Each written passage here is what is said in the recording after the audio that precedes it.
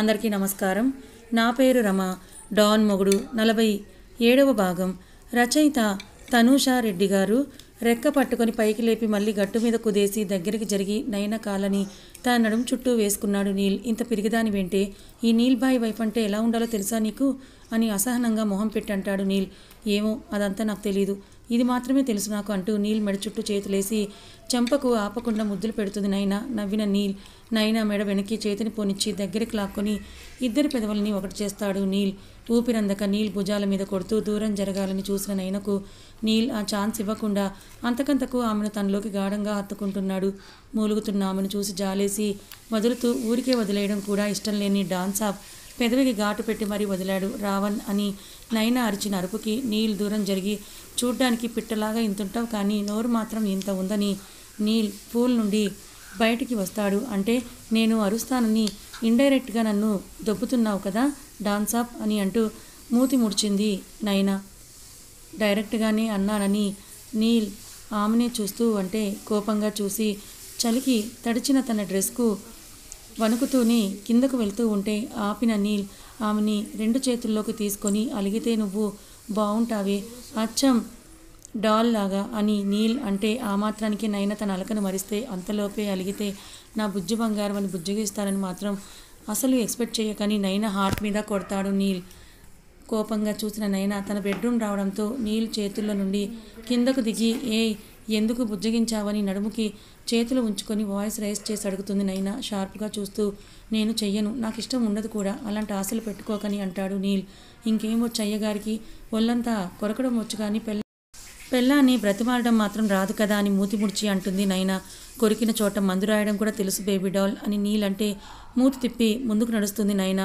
Wardrobe open చేసి నీల్కు dress తీసి తనకి డ్రెస్ తీసుకుంటుంది. తడిచిన బట్టలు ఒంటికి అతుక్కొని నీల్ ఒంట్లో నుంచి వేడి పుట్టిస్తే సైడ్ స్మైల్ ఇచ్చిన నీల్ వార్డ్రోబ్ దగ్గరికి నడిచి నైనను ఎటూ కదలనివ్వకుండా లాక్ చేస్తాడు. ఓయ్ జరుగు, నేను డ్రెస్ చేంజ్ చేసుకోవాలని అంటుంది నైనా.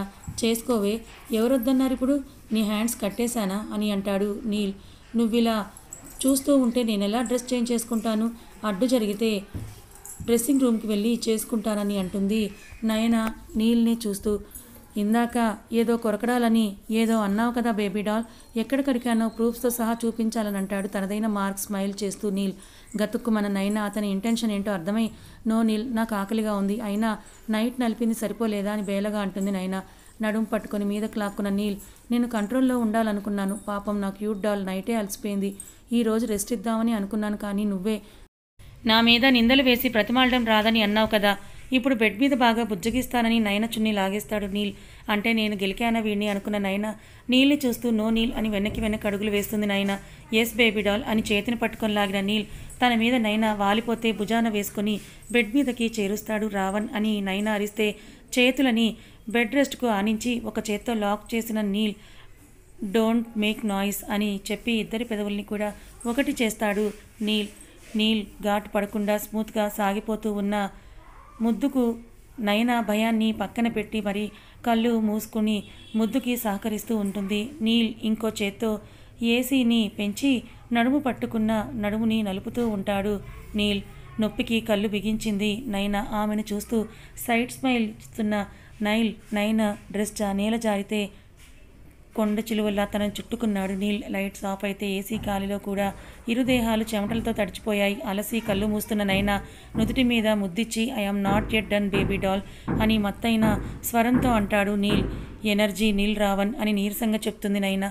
ఆమెను చూసి పాపం అనిపిస్తే డ్రాప్ అయిన నీల్ నైనని చూసి టవల్ కట్టుకొని వార్డ్రోబ్ వైపు నడిచి ట్రాక్ ప్యాంట్ వేసుకొని కిందకొచ్చి నైన తినే వెజ్ కర్రీస్ రోటీస్ ప్లేట్లో తనే సర్వ్ చేసుకొని మళ్ళీ పైకి వచ్చాడు. బ్లాంకెట్ గుండెల వరకు కప్పుకొని అటు తిరిగి నిద్రపోతూ కనిపిస్తుంది నైనా. పక్కన కూర్చొని బేబీ డాల్ తినేసి పడుకో అని అంటాడు నీల్. ఓపిక లేదని కళ్ళు మూసుకున్న నైనా అంది. రెక్క పట్టుకొని లేపిన నీల్ నేను తినిపిస్తాను తిను అంటూ నోటికి అందిస్తాడు. కళ్ళు మూసుకున్న నైనా నీల్ భుజం మీద తలవాల్చి పేపర్ని నలిపేసినట్టు నలిపేస్తావు, కొంచెం కూడా స్మూత్నెస్సే రాదారా నీకు అని అంటూ నైనా కాస్త కోపంగానే అంటుంది. నిన్ను చూస్తే నా ఫీలింగ్స్ ఎక్స్ట్రీమ్ అయిపోతాయే, లెవెల్ హైలో ఉండిపోతాయి, అప్పటికి నీ పిట్ట పర్సనాలిటీని చూసే ముద్దు ముచ్చట తీర్చుకుంటున్నాను కాబట్టి నేను మరి నువ్వింకా ఇలా మాట్లాడుతున్నావు నాతో అని అంటాడు నీల్. నీల్ పెట్టింది తింటున్న నైనా కోపంతో నీల్ చేతి వేళ్ళని కూడా కొరికేస్తుంది. రాక్షసి అని కసిరిన నీల్ నైనని తినిపించి పడుకో కాదని నోరులేస్తే మధ్యలో ఆపింది. తెల్లారే వరకు కంటిన్యూ చేయాల్సి ఉంటుందని అంటాడు నీల్. జాలి లేని రాక్షసుడు అదే చేస్తాడనుకుని భయంతో ముసుగేసుకొని పడుకుంటుంది నైనా. నవ్విన నీల్ హ్యాండ్ వాష్ చేసుకొని ఒక కాల్ చేసుకొని నైనా పక్కనే చేరి దగ్గరకు లాక్కొని నడుము మీద చెయ్యి వేసుకొని ఆమె మెడవంపులో తలపెట్టుకొని పడుకుంటాడు నీల్. చలిగా ఉంది రావణ్ అని నీల్ వైపు తిరిగిన నైనా అతని కౌగిట్లో వెచ్చగా తలదాచుకుంటుంది. గాఢంగా హత్తుకొని నైనా తల మీద ఇష్టంగా ముద్దు పెట్టుకున్న నీల్ ఇంకో చేత్తో ఏసీ రిమోట్ అందుకొని ఏసీని తగ్గిస్తాడు. మధ్యరాత్రిలో కళ్ళ ముందు కనిపిస్తున్న ఏవో దృశ్యాలకు నీలని గట్టిగా అరిచి పైకి లేస్తుంది ఉలిక్కిపడి. నైనా ఏమైందంటూ దగ్గరికి పొదుముకొని అడుగుతాడు నీల్. నెక్కు చెమటలు పట్టి కనిపిస్తే ఏమైందని వేగంగా ఊపిరి తీసుకుంటున్న నైననే చూస్తూ మరోసారి అడుగుతాడు నీల్. నీల్ని చూసి చెంప నిమిరి ఏడుస్తూ గట్టిగా అతన్ని హత్తుకుంటుంది నైనా. నైనను తిరిగి హత్తుకున్న నీల్ ఏమైంది, ఏదైనా బ్యాడ్ డ్రీమ్ కానీ వచ్చిందా అని అడుగుతాడు నీల్ నైననే చూస్తూ. నైనా భుజాల్ని నిమురుతూ ఉంటాడు నీల్. అవును నీల్, అంతా మంటలు, నువ్వు కారులోనే ఉండిపోయావు. ఎవరో చాలామంది కత్తులు గన్స్ చేతిలో పట్టుకొని వస్తూ ఉన్నారు. రక్తం ఎటు చూసినా భయంగా అనిపించింది అని వెక్కుతూ అంటుంది నైనా. అలాగే బ్లాంకెట్తో సహా ఆమెను ఎత్తుకున్న నీల్ బాల్కనీలోకి తీసుకుని వెళ్ళి కౌచ్లో కూర్చొని కాలు చాపుకుంటాడు నీల్. ఆ కళ నిజమవుతుందా అని ఏడుస్తూ అడిగింది నైనా. లుక్ అట్ మీ అని నైనా గడ్డాన్ని పట్టుకొని తలపైకెత్తి ఆమె కన్నీళ్ళే తుడుస్తాడు నీల్. నైనా అతని కళలోకే చూస్తుంది. చూడు బేబీ డాల్, 100 మంది వచ్చినా నేను చూసుకోగలను. ఇప్పుడు నీ ముందు ఎలాగున్నానో అలాగే ఉంటాను కూడా. పిచ్చి పిచ్చి భయాలన్నీ నీ మనసులో నుంచి తీసేనైనా. ఈ భయంతో నువ్వు నాతో హ్యాపీగా ఉండలేవు. నాతో నా బేబీ డాల్ ఉన్నప్పుడు ఇంకేమీ గుర్తురావు. I am madly addicted to you Naina అని అంటాడు నీల్ ఆమెనే చూస్తూ. కానీ ఏదో భయం నన్ను వదలటం లేదు నీల్ అని అంటూ అతని గుండె మీద తలపెట్టుకొని కళ్ళు మూసుకుంటుంది నైనా. ఆమెని జోకొడుతూ వెనక్కి వాలి తను కూడా కళ్ళు మూసుకుని నీల్ మనసంతా కూడా ఎందుకో చాలా గందరగోళంగా అనిపిస్తూ ఉంటుంది. తన లైఫ్ స్టైల్ అదే అని అతనికి తెలుసు. కానీ నైనా మనసులోని భయాలను దూరం చెయ్యలేకపోతాడు నీల్. ఆలోచనల మధ్య నిద్రకు దూరమైన అతను నైనను జోకొడుతూ రాత్రిని ఉదయంగా మారుస్తాడు. మెలకుతో ఉండి మరుసటి రోజు తన మనసులో ఉన్న భయాన్ని అంతా కూడా ఆ కన్నయ్యకు చెప్పుకొని హాస్పిటల్కు స్టార్ట్ అవుతుంది నైనా. ఆసిఫ్ డ్రైవ్ చేస్తూ ఉంటే నైనా నీల్ కోసం చూస్తుంది. రెడీ అయిన అతను బ్యాక్ సీట్లో క్రాస్ లెగ్స్ వేసుకొని కూర్చున్నాడు. నైనా మొహాన్ని చూసి దగ్గరికి లాక్కొని ఇంకా అదే ఆలోచిస్తున్నావా అని అడుగుతాడు నీల్. లేదని అతని భుజం మీద తలవాల్చింది నైనా. ఆమె చేతిని తీసుకొని పెదవుల దగ్గర ఉంచుకున్న నీల్ బయటకే చూస్తున్నాడు. చుట్టుకున్న చేతికి నీల్ వేలుకున్న రింగ్స్ను చూసిన నైనా ఆగిన కార్కు నీల్ భుజం మీద నుంచి పైకి లేచి చూసింది. హాస్పిటల్ రావడంతో బ్యాగ్ ఆఫ్రాన్ తీసుకొని దిగుతుంటే చెయ్యి పట్టుకొని ఆపిన నీల్ నైనా నుదుటి మీద ముద్దిచ్చి టేక్ కేర్ అని అంటాడు ప్రేమగా. అని కారు దిగిన నైనా లోపలికి నడిచింది.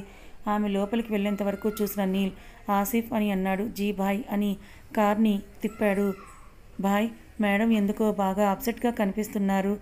కొన్ని రోజులు ప్యాలెస్లో ఉండండి భాయ్ అని అంటాడు ఆసిఫ్.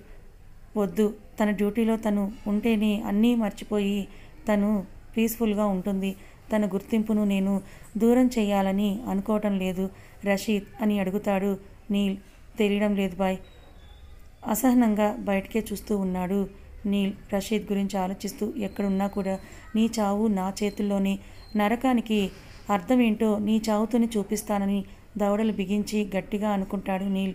హాస్పిటల్లో బ్రేక్ టైంలో తన క్యాబిన్కు వచ్చిన నైనా తండ్రికి కాల్ చేస్తుంది. మధ్యాహ్నం సమయం కావడంతో భోజనం చేసి హాల్లోనే ఉండి మజ్జిగ తాగుతున్న శైలేంద్ర గారికి మొబైల్ మోగితే లిఫ్ట్ చేసి నైనా అని ఆర్తిగా పిలుస్తారు. అప్పా, బాగున్నావు కదా, అతను నిన్ను ఏ ఇబ్బంది పెట్టట్లేదు కదా అని అడుగుతారు ఆయన. లేదప్పా, నీళ్ళు నన్ను గాజు బొమ్మలా చూసుకుంటున్నాడు. మీతో ఒక విషయం చెప్పాలని కాల్ చేశాను, బిజీగా ఉన్నారా అప్పా అని అడుగుతుంది నైనా. ఇల్లే చెప్పమ్మా అని అంటారు శైలేంద్ర గారు. రాత్రి కలొచ్చిందప్ప, భయంకరమైన కళ అప్ప అని తనకొచ్చిన కళ తండ్రికి చెప్తూ ఉంటుంది నైనా. నీళ్ళకు ప్రమాదం ఉందని నా మనసుకు అనిపిస్తోంది. మీరు అతని జాతకం చూశారు కదా అప్ప, అంతా సవ్యంగానే ఉందా అని అడుగుతుంది నైనా. పక్కనే ఉన్న సుమిత్రను చూస్తారు శైలేంద్ర గారు. ఆవిడ కూడా ఆయన్ని చూస్తూ ఉంటే నిట్టూర్పు వదిలి, బాగుందమ్మా, భయపడకు, నీకు దీర్ఘ సుమంగళి యోగం ఉంది తల్లి. నేను సుబ్రహ్మణ్య సిద్ధాంతి గారికి మీ ఇద్దరి జాతకాల్ని కూడా చూపించాను. సాయంత్రం మరోసారి నేను ఆయన్ని కలిసి నీకు వచ్చిన కల గురించి చెప్పి ఏదైనా పరిహారం ఉందేమో కనుక్కుంటానని, అది నీకు చెప్తానని నువ్వేమీ కంగారు పడకుండా ఉండు నైనా, గాయత్రి మంత్రాన్ని జపించు అని శైలేంద్ర గారు నయనతో చెప్తారు. సరే అప్ప అని అన్నది నయన. తండ్రి మాటలకు మనసు కుదుటపడింది నయనకు. తల్లి మొబైల్ తీసుకుంటే, నయన అప్ప చెప్పారు కదా కంగారు పడకు, ఇంతకీ భోజనం చేశావా అని అడుగుతుంది సుమిత్ర. తినలేదని నిజం చెప్పకుండా, చేశానమ్మా, సర్జరీ కేసు ఉంది, అటెండ్ అవ్వాలి, ఉంటానమ్మా అని కాల్ కట్ చేస్తుంది నయన. దీర్ఘంగా ఆలోచనలో ఉన్న శైలేంద్ర గారిని చూసి సుమిత్ర, ఏంటండి మీరు కూడా దానిలాగా కంగారు పడుతున్నారు? కలలు రావడం సహజమే కదా, మన అమ్మాయి జాతకం, అల్లుడి గారి జాతకం బాగున్నాయని మీరే చెప్పారు, ఇంకెందుకు ఈ భయం అని అంటుంది సుమిత్ర. నిజమేంటో తెలిసిన ఆయన కలలు భవిష్యత్తులో జరగబోయే వాటికి సంకేతాలు సుమిత్ర అని ఆలోచనలో పడతారు శైలేంద్ర గారు. అదే రోజు శైలేంద్ర గారు సిద్ధాంతి గారింటికి వెళ్తారు. రా శైలేంద్ర, కూర్చో అని ధ్యానంలో ఉన్న సుబ్రహ్మణ్య శాస్త్రి గారు అంటే, నయనకి వచ్చిన కళ గురించి చెప్పి, ఆ రోజు నా కూతురి వల్లే ఏటపాటు అని నేను మీకు చెప్పినప్పుడు ప్రమాదం కూడా ఉందని అన్నారు కదా, ఇదేనా ఆ ప్రమాదం? నా కూతురికి దీర్ఘసుమంగళి యోగం ఉంది కదా సిద్ధాంతి గారు అని అంటూ మరొక్కసారి ఆయన్ని కంగారుగా శైలేంద్ర గారు అడిగారు. ఈ సృష్టిలో ప్రతిదీ ఈశ్వరీచ్ఛ జరుగుతుందని మర్చిపోకు శైలేంద్ర అని సుబ్రహ్మణ్య శాస్త్రి గారు అంటారు. మీరే అలా అంటే ఎలా స్వామి, దేనికైనా పరిహారం ఉందేమో అని శైలేంద్ర అంటూ ఉంటే, కళ్ళు మూసుకొని 2 నిమిషాల తర్వాత ఆయన కళ్ళు తెరిచి, శాంతి హోమం చేయించు అమ్మాయి చేత శైలేంద్ర అని అంటారు సుబ్రహ్మణ్యం గారు. ఊపిరి తీసుకున్న శైలేంద్ర గారు ఇంటికొచ్చి అదే విషయాన్ని నయనకు కాల్ చేసి చెప్తారు. ఇంటికొచ్చిన నయన నీల్ కోసం వెయిట్ చేస్తుంది. రాత్రి 10 గంటలకు ప్యాలెస్కి వచ్చాడు నీల్ రావడంతోనే నయన చుట్టేసి, లేట్ ఏంటి, ఏం చేసావు మార్నింగ్ నుండి అని అడుగుతుంది నయన. చిరాగ్గా ఉన్న నయనను వదిలి, నేనేమైనా స్కూల్ పిల్లాడిని, మార్నింగ్ నుండి ఏం చేశానో చెప్పడానికని విసుగ్గా అంటాడు నీల్.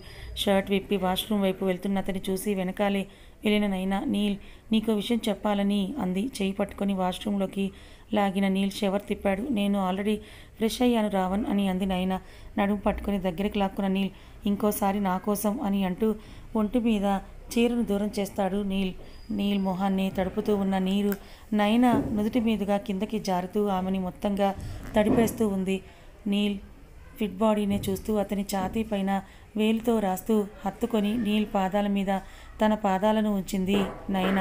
నడుముని నలుపుతున్న నీల్ వెనక్కి తిప్పి ఆమెను మెడ వంపుల్లో పెదవులను నిలిపి డీప్ కిసెస్ ఇస్తూ ఉన్నాడు నీల్. కళ్ళు మూసిన నయన నీల్ వైపు తిరిగి తనే చొరవగా ఇద్దరి పెదవుల్ని కూడా ఏకం చేసేసింది నయన ముద్దును తను కంప్లీట్ చేసిన నీల్ నయనకు టవల్ చుట్టి, జలుబు చేస్తుంది, హెయిర్ డ్రై చేసుకో అని అన్నాడు.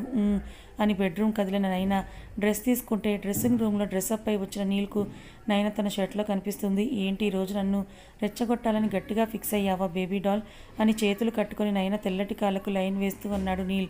ఓరగా చూసిన నయన, ఎలాగైనా రేపు నిన్ను గుడికి తీసుకుని వెళ్ళాలని మనసులో అనుకుని ఊరికే వేసుకున్నాను నీల్, ఆకలిగా ఉందని అంటుంది.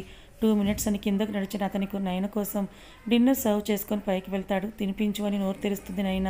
నవ్వుతూ ఆమెకు తినిపిస్తున్నాడు నీల్ నాకు సహస్రా ఉన్నట్లుగా నీకు సిబ్లింగ్స్ ఎవరూ లేరు ఎందుకు అని అడుగుతుంది నయన. మామ్ నాకే చాలా కాంప్లికేటెడ్ సిచ్యువేషన్లో బర్త్ ఇచ్చింది నయన. డాడ్ అదంతా కూడా తన కళ్ళారా చూసి, మామ్ కంటే తనకి ఇంకా పిల్లలు ముఖ్యం కాదు అనుకొని నా ఒక్కడితోనే ఆపేశారు అని అంటాడు నీల్. ఓ, ఒక్కడు మాత్రం పుట్టిన దేశాన్ని ఏలే ఒక్క మగాడినే కన్నది మా అత్తమ్మ అని నయన నవ్వితే, ఏంటి మోసేస్తున్నావు తెగ అని అంటాడు నయననే చూస్తూ నీల్. ఉన్నదే చెప్పాను కదా, కంటి చూపుతో నువ్వు శాసిస్తావే, నాకు తెలుసు, నేను చూశానని అంటుంది నయన నీల్ని చూస్తూ. ఇంకా అని ఆమెకు తినిపిస్తూ అడుగుతున్నాడు నీల్. ఇంకా అని ఆలోచిస్తూ, హాస్పిటల్పై వచ్చే ప్రాఫిట్ను బయట తెలియకుండా చారిటీస్కు డొనేట్ చేస్తున్నావు, క్యాన్సర్ పేషెంట్స్ కోసం ఒక చారిటీని రన్ చేస్తున్నావు, ఇంకా చాలా చాలా చేసావు కానీ బయటకు తెలియదు. మై రైట్ రావణ్ అని అడిగింది నయన. ప్లేట్ పక్కనుంచిన నీల్, ఇదంతా నీకెలా తెలుసు బేబీ డాల్? మామ్ కూడా తెలియదు, ఆసిఫ్ చెప్పాడని అడిగాడు నీల్. భయ్యా చెప్పారు, నా రావణ్ ఎంత మంచివాడు అని నీల్ ఒడిలో కూర్చొని నీల్ బుగ్గలు పట్టుకొని లాగుతుంది నయన. అంతేనా, ఇంకేం లేదా అని తిరిగి హత్తుకున్నాడు నీల్. చాలా ఉంది, ఇంతకుముందు నువ్వంటే భయంతో మాటలన్నీ లోపలే దాచేశాను, ఇప్పుడు నీల్ భాయ్ వైఫ్ అయిపోయాను కదా, అందుకే ఆటోమేటిక్గా ధైర్యం వచ్చేసింది నాకు అని అంది నయన. అచ్చా ఇంకేం రాలేదా అని నయన వేసుకున్న షర్ట్ బటన్స్ తీస్తూ అన్నాడు నీల్. ఊపిరి బిగబట్టిన నైనా నీల్ వైపు తిరిగి షర్ట్ ఆమె ఒంటి మీద నుంచి తొలగిపోగానే గట్టిగా అతన్ని హత్తుకుంటుంది నైనా. లైట్స్ ఆఫ్ చేసి డిమ్ లైట్ ఆన్లో ఉంచిన నీల్ నైనా పాదాలపై చిరుముద్దు అద్ది బెడ్ రెస్ట్కు ఆనుకొని ఆమెని ఒడిలోకి తెచ్చుకొని వెనుక నుండి గట్టిగా చుట్టేసుకున్నాడు ఆమెను. నీల్, డాన్స్ ఆఫ్ ఫీలింగ్స్ను కంట్రోల్ చేసుకుంటున్నావా అని నైనా అంటే, వద్దు, ఇంతకు ముంచి ముందుకు వెళ్తే బెడ్కే అంకితమైపోతావని అంటాడు నీల్. కథ ఇంకా ఉంది. మరి నైనా తెల్లవారి పూజ కోసం వెళ్తుందనే విషయం నీల్కు చెప్పకుండానే పడుకుండిపోయింది కదా. మరి నైనా గుడికి వెళ్ళి హోమం చేస్తుందన్న సంగతి నీల్కి తెలుస్తుందా? నిజంగా నైనాకొచ్చిన కళ నిజమవుతుందా? వీళ్ళిద్దరి మధ్య ఎడబాటు తప్పదా? తెలుసుకోవాలనుకుంటే ఛానల్ని ఫాలో అవ్వండి. కథ నచ్చితే లైక్ చేయండి. Thank you so much.